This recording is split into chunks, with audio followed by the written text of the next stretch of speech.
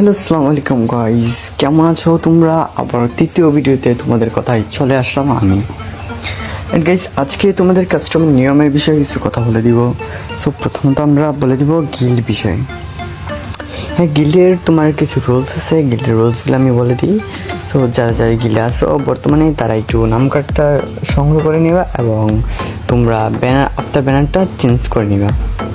দ্বিতীয়ত কথা হচ্ছে, আমাদের গিল্ডে থাকতে হলে তোমাদের 3 থেকে 5 হাজারের মধ্যে তোমাদের গ্লোরি করতে হবে প্রত্যেক সপ্তাহে।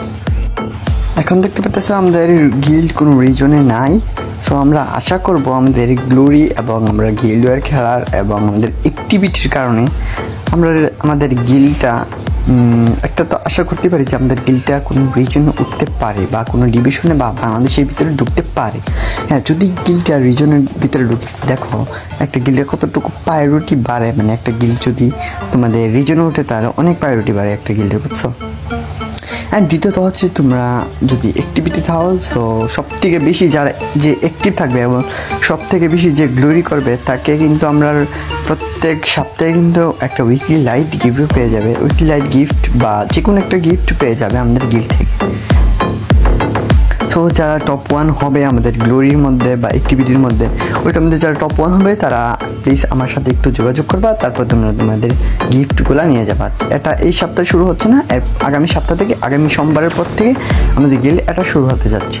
এই নিয়মটা বা তোমার টপ 1-এ থাকলে গ্লোরি বা অ্যাক্টিভিটির মধ্যে টপ 1-এ থাকলে আমাদের গিফট দিব। কিন্তু তোমরা যদি আমাদের গিল্ডের নিয়মগুলো অমান্য করো তাহলে কিন্তু তোমরা এখানে তোমরা গিফট পেতে পারবে না। এবং প্রত্যেক সপ্তাহে কিন্তু তোমাদের হাতে 2টা উইকলি লাইট জেতার অপশন আছে। একটা হলো টুর্নামেন্ট থেকে, একটা হলো অ্যাক্টিভিটির থেকে। সব থেকে বেশি গ্লোরি এবং অ্যাক্টিভ থাকার কারণেই তোমরা একটা উইকলি লাইট গিফট পেয়ে যাবে এবং সব টুর্নামেন্টের মধ্যে অংশগ্রহণ করার জন্য উইকলি লাইট গিফট পেয়ে যাবে।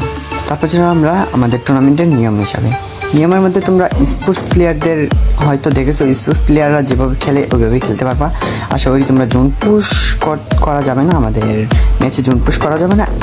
তারপর হচ্ছে আমাদের যেহেতু জোন পুশ করা যাবে না, প্লাস তোমরা গাড়ি দিয়ে কিন্তু কোনো এনিমি মারতে পারবে না।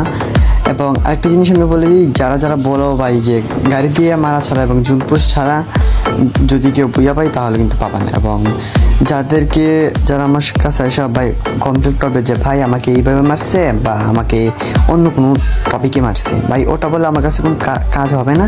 সো যখন গিফট দেওয়ার সময় হবে তখন আমি তাকে দেখেই আমি থেকে গিফট দিব। আশা করি আমাদের নেক্সট ভিডিও পেয়ে যাবে তোমরা আমাদের ইউটিউব চ্যানেলে। ক্যারেক্টার স্কিল তোমরা সবাই কমেন্টে বলে দাও ক্যারেক্টার স্কিল অন থাকবে না অফ থাকবে। এবং ম্যাপের মধ্যে যতগুলো গান আছে সবগুলো গান ইউজ করতে পারবো, জাস্ট 2 জন পুশ এবং গাড়ি চালানো। আজ এই পর্যন্ত, আল্লাহ হাফেজ, ভালো থাকবেন।